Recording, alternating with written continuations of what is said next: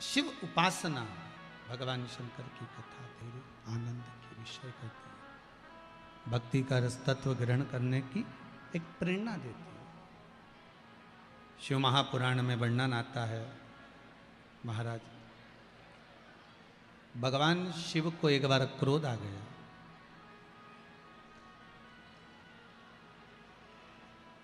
देखिए, भगवान विष्णु, भगवान ब्रह्मदेव और भगवान शंकर, शिव का जो प्रागट्य है वो संहार के लिए, कि हमें सब कुछ नष्ट करना, संहार करना। पर भले सब कुछ नष्ट करना है, पर फिर भी शंकर भगवान हर कभी क्रोध नहीं करते। मेरा शिव, अगर ये जरूरी नहीं है कि आपको अगर कोई पद मिला है, आपको अगर कोई चीज मिली है तो आप उसका दुरुपयोग करो। शंकर भगवान रुद्र हैं, पर यह जरूरी नहीं है कि वो बार बार क्रोध करें, बार बार क्रोधित हों। ये शिव जी नहीं जानते।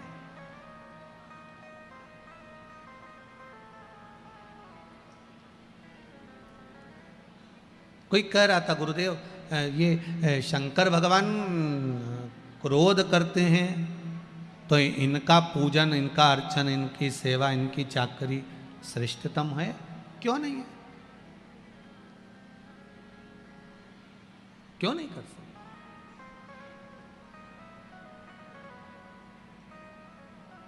शिव क्रोध करते हैं, मना नहीं है, पर कब करना है, किस जगह पर करना है, किस स्थान पर करना है, ये शंकर अच्छी तरह से जानते। मेरा भोलेनाथ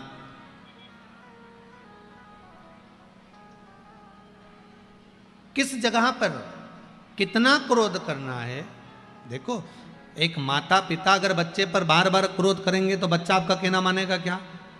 जरा जम के बोलिए, मानेगा क्या? एक बहू को बार बार टॉर्चर करोगे, बार बार बोलोगे तो बहू आपकी कहना मानेगी क्या? नहीं। बेटा आपका कहना मानेगा क्या? नहीं। आप बार बार क्रोध करोगे तो नहीं मानेगा। हाँ, उस क्रोध को बचा कर रखो, जब जरूरत हो उस समय पर आप बोलोगे तो उसको स्वीकार करेगा।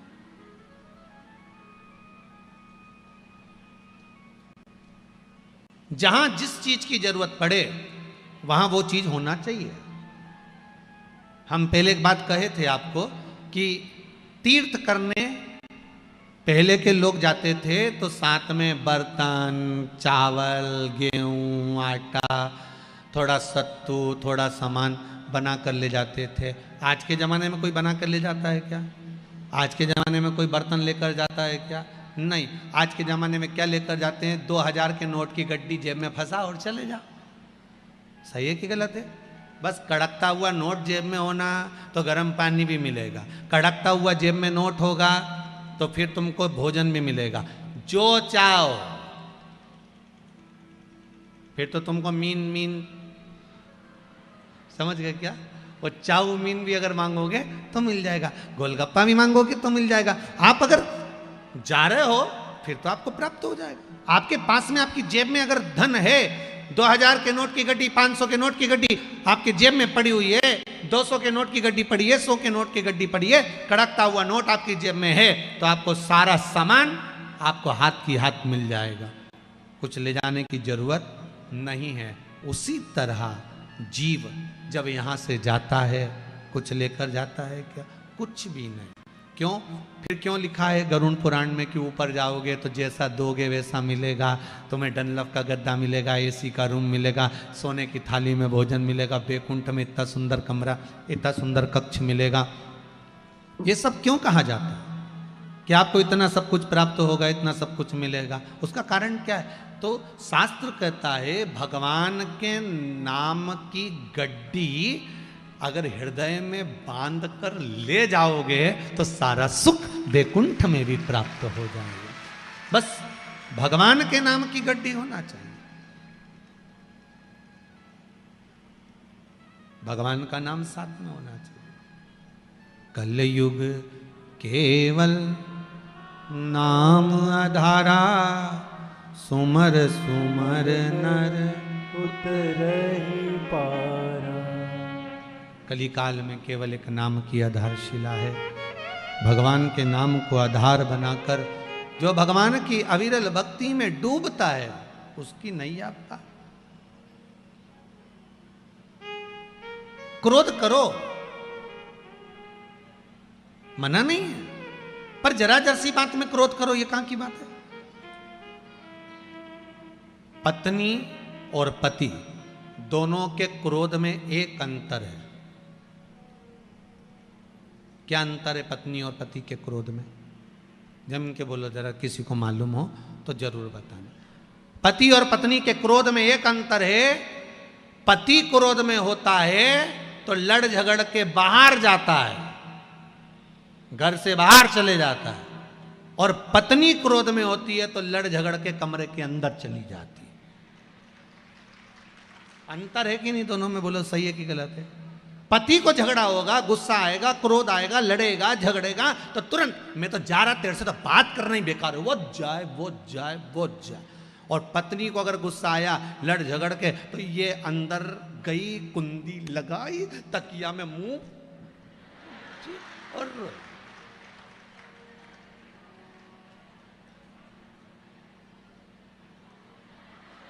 सही है कि गलत है? अरे बोलो तो सही। कभी तुमने किसी की लड़ाई में देखा कि पति अंदर घर में गया और पत्नी बाहर गया? वो नहीं जाया। वो पत्नी इतनी विचित्र हो, और महाराज धर्म पत्नी है, वो फर्ज अदा करती है। कितना भी झगड़ा हो जाए, कितनी भी लड़ाई हो जाए, वो के मैं तो नहीं जाऊंगी, जा घर से कमरा के अंदर चली जाए ने, तकिया में मुंडा रख के फिर बिनकती फिरे, रोती फिरे, कोसे किसको? जिसने बीच में रहकर शादी कराई थी। बाकी क्या किसी को थोड़ी ना कोसे बताऊं, वो उसको ही कोसे। तो तुम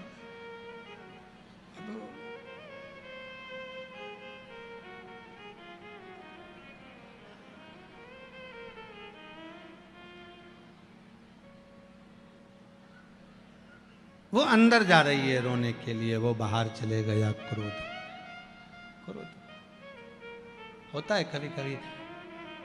एक व्यक्ति झगड़ा कर कर बाहर गया, उसने कसम खा ली कि अब मैं घर ही नहीं आऊंगा चाहे कुछ भी हो जाए। ये रामेती से जब जब मेरी लड़ाई होती है मैं हमेशा घर से बाहर हो जाता हूँ। ये कभी घर से नहीं निकलती, मैं ही जाता हूँ। अब इस रामेती का तो मुझे मुंह ही नहीं देखना, चाहे कुछ भी हो जाए। अब वो झगड़ा करके चले गया। जैसे ही वो बाहर निकला, सामने से एक बहुत बड़ा ट्रक आ रहा था। इसके पुण्य सामने आ गए, आकाशवाणी हो गई, सामने से ट्रक आ रहा है, ड्राइवर सो गया, वहां से हट जाओ मर जाओगे। बेचारा साइड में हो गया। भले ट्रक में मर जाऊंगा पर रामेती तेरा मुंह नहीं देखूंगा। और आगे गया, सामने से एक बहुत बड़ा पत्थर लुढ़कते हुए आ रहा था। आकाशवाणी हो गई, सामने से पत्थर आ रहा है, एक साइड हो जा। फिर और आगे बढ़ा, एक बस में चढ़ने लगा। आकाशवाणी में मत चढ़ना, इस बस का आगे जाके एक्सीडेंट होने वाला है।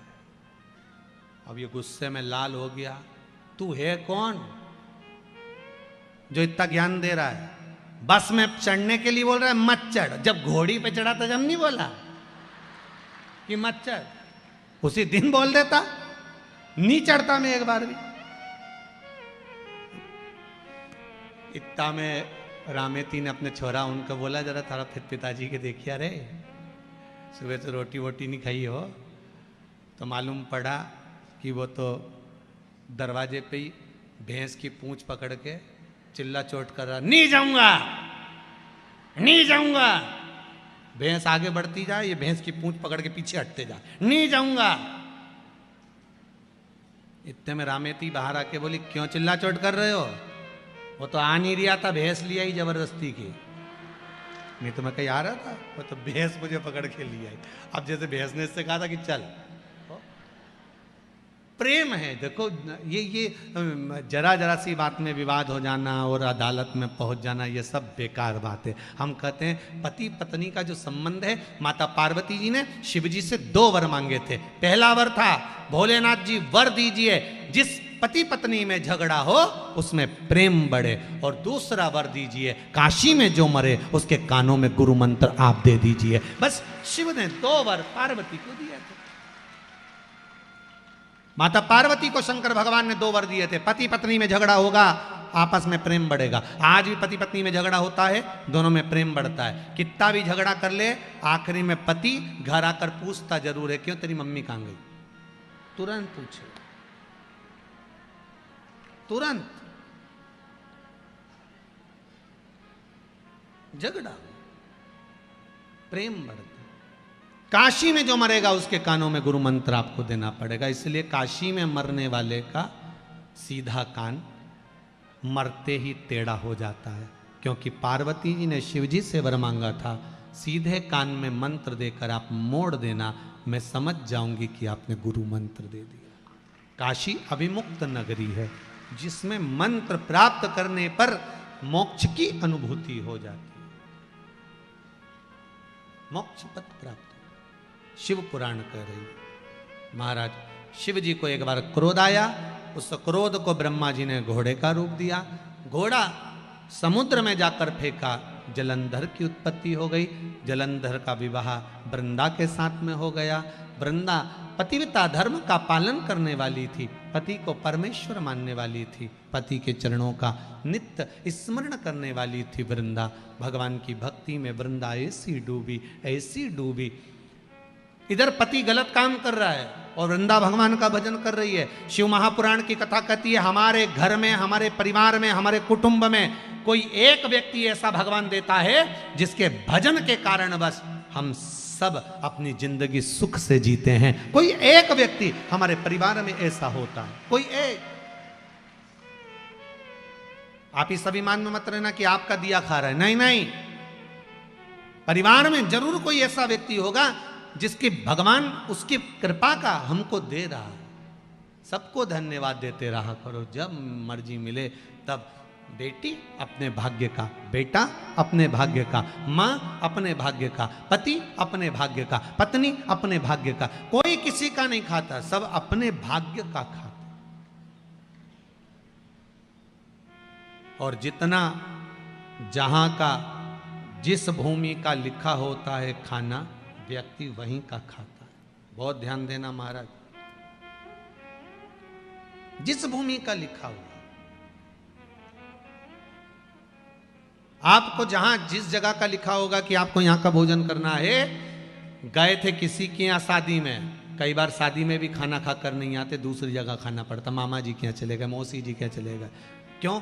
तुम तो शादी में वहां गए थे, माँ का खाना नहीं लिखा था, माँ का अन्न नहीं लिखा था, आप दूसरी जगह पर जाकर खा लेते। मां का नहीं लिखा।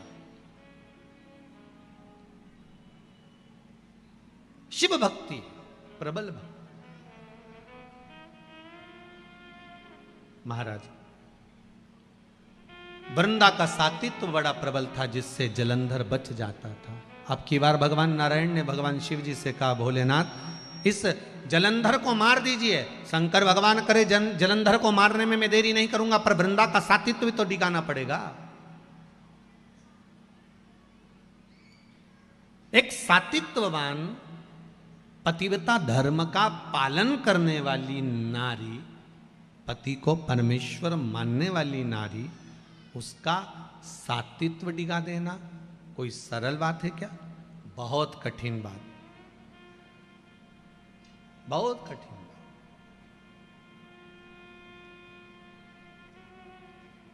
पर सातित्व भी ओरिजिनल होना चाहिए, दिखावे का नहीं।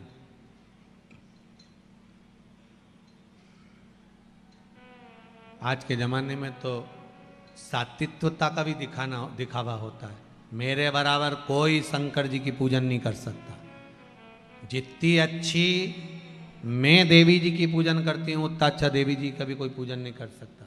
जितना मैं मंत्र का स्मरण करती हूँ, उतना कोई मंत्र का स्मरण नहीं कर सकता।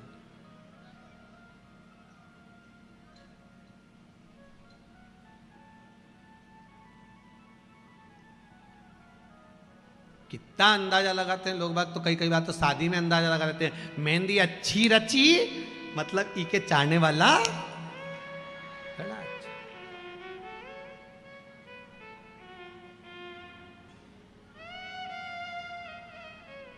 अच्छा, मेहंदी से पहचान हो जाती है कि इसके चाहने वाला अच्छा है, ठीक है।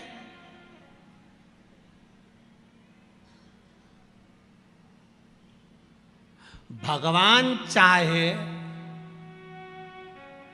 वो कौन सी मेहंदी रचाए कि मालूम पड़ जाए कि इसको भगवान बहुत चाहता है, वो मेहंदी कौन सी है। भागवत जी में लोग गाते हैं,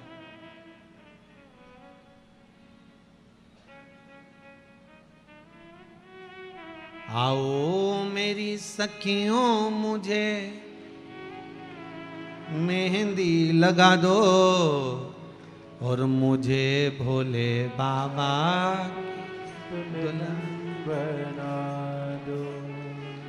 ऐसी पहनूं चूड़ी जो कबहू न टूटे, ऐसा वरूं दूल्हा जो कबहू न छूटे, अटल सुहाग की बिंदिया लगा दो मुझे भोले बाबा की दुल्हन बना दो। मुझे शंभु बाबा की दुल्हन बना दो। वो मेहंदी कौन सी है जिसको रचा तो लगे कि भगवान हमको ज्यादा चाहता है, वो कैसी मेहंदी। कहा वो मेहंदी नहीं है, वो आपका विश्वास है। पहले आपके साथ में भी ऐसा होता होगा, जितने बैठे हो ना सबके साथ ऐसा हुआ है। आपके घर में परिवार में माता हो, पिता हो, पत्नी हो, पति हो, बच्चे हो, कई बार कह देते हैं पापा ये ऐसा मत करो, ये गलत हो जाएगा। कई बार माँ कह देती बेटा ये तू ऐसा काम कर ले, हो जाएगा। कई बार पत्नी कह देती सुनो आज मेरा मन कर रहा है कि आप ये काम करोगे ना तो हो जाएगा, और वो हो जाता है। माँ ने कहा, कई बार लोग कहते हैं हमारी माता के वचन बिल्कुल सत्य होते हैं, कई कहते हैं हमारे पिता के वचन बिल्कुल सत्य होते हैं, कोई कहते हैं मेरी पत्नी ने जो बोला बिल्कुल सही बोला, कोई कहती मेरा पति बोलता है बिल्कुल सत्य बोलता है, कई बार मेरी बेटी बोलती है सत्य बोलती है। कारण क्या है? मतलब आपके हृदय में शंकर के चरणारविंद की मेहंदी रच चुकी है, इसलिए आपकी वाणी सत्य बोल रही है। वो मेहंदी रच चुकी है, इसलिए वाणी सत्यता की निकल।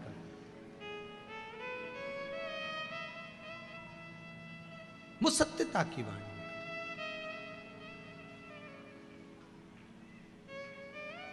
महाराज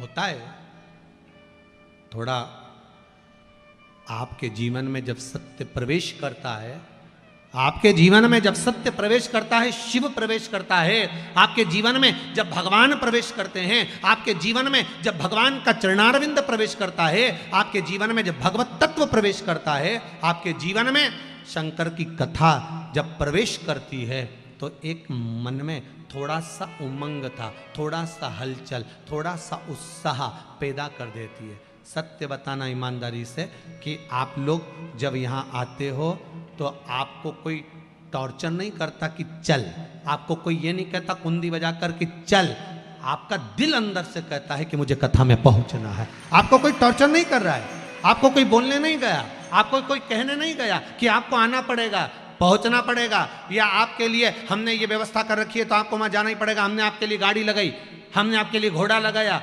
आज के ज़माने में तो लोग बुलाने के लिए गाड़ियां लगाते हैं, बस लगाते हैं, ऑटो लगाते हैं कि वहां से इतनों को लेकर आओ, वहां से इतनों को लेकर आओ और कथा का पंडाल भर दो। यहाँ किसी ने तुम्हारे लिए गाड़ी लगाई? जम के तो बोलो। उल्टा 10 रुपया रोज तुम्हारा ही खत्म हुआ।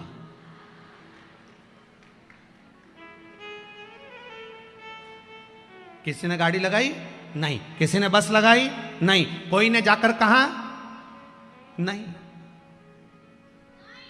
कोई नहीं कहा। केवल इस व्यासपीठ से, सीहोर से यह जरूर कहा गया था कि इंदौर में कनकेश्वरी गरबा ग्राउंड में कथा है, और आपने सुना और बाबा की कृपा से आप यहाँ पर।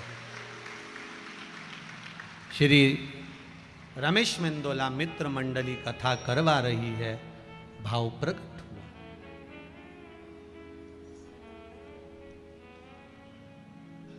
8-10 दिन पहले कोई अनाउंसमेंट हुआ क्या? जम के बोलो। 10 दिन पहले कोई बैनर लगा क्या? नहीं, कुछ नहीं, क्योंकि बैनर लगाने की जरूरत नहीं है। शंकर के नाम का बैनर आपकी चित्त वृत्ति में, आपके मन में लगना चाहिए, तब शंकर खुद बुला ले। रचना मेहंदी, बाहर की मेहंदी की रचाई अपन कह देते हैं, ये बहुत चाहते हैं, वो बहुत स्नेह करते हैं, पर भीतर की मेहंदी की जो रचाई है वो शंकर अगर वाणी से सत्य निकालना प्रारंभ कर दे।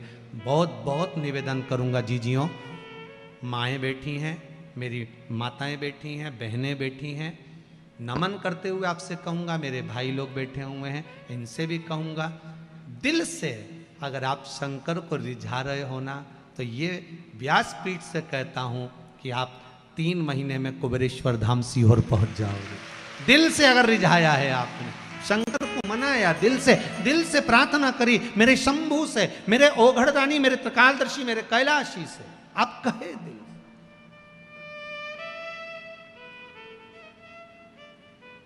बुरी चाहे शंभो शरणे मांगू घड़ी रे, दुख दया करी ने दर्शन। बाबा बस जीवन के सारे दुख, रोग, बीमारी, तकलीफ, सब कष्ट दूर हो।